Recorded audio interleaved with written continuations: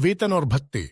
सर्वोच्च न्यायालय के न्यायाधीशों के वेतन, भत्ते, विशेषाधिकार, छुट्टियां और पेंशन समय समय पर संसद द्वारा निर्धारित की जाती है। वित्तीय आपातकाल को छोड़कर उनकी नियुक्ति के बाद उनके अहित के अनुसार परिवर्तन नहीं किया जा सकता है।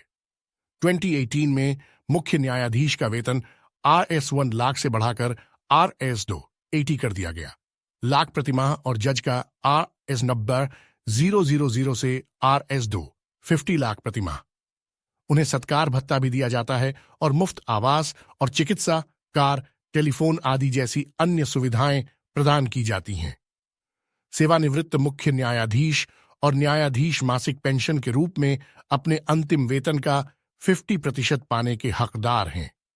न्यायाधीशों का कार्यकाल संविधान ने सर्वोच्च न्यायालय के न्यायाधीश का कार्यकाल निर्धारित नहीं किया है।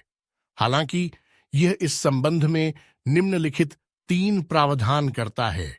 वह 65 वर्ष की आयु प्राप्त करने तक पद पर बने रहते हैं। उनकी उम्र के संबंध में कोई भी प्रश्न ऐसे प्राधिकारी द्वारा और संसद द्वारा प्रदान की गई तरीके से निर्धारित किया जाना है। वह राष्ट्रपति को पत्र लिखकर अपने पद से इस्तीफा दे सकता है। संसद की अनुशंसा पर राष्ट्रपति द्वारा उसे उसके पद से हटाया जा सकता है।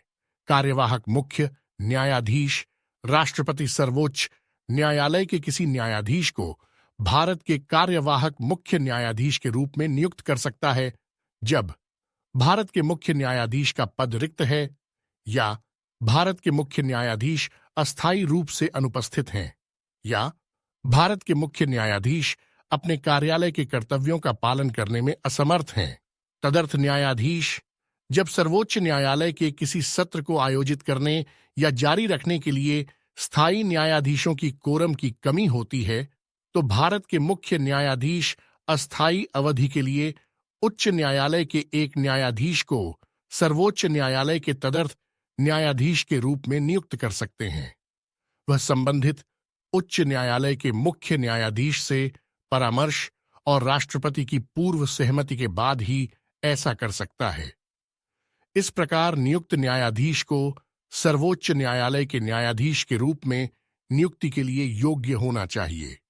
नियुक्त न्यायाधीश का यह कर्तव्य है कि वह अपने कार्यालय के अन्य कर्तव्यों की प्राथमिकता में सर्वोच्च न्यायालय की बैठकों में भाग ले।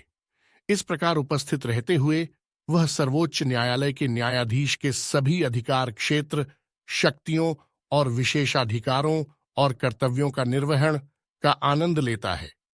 वीडियो शेयर कर दीजिए। धन्यवाद।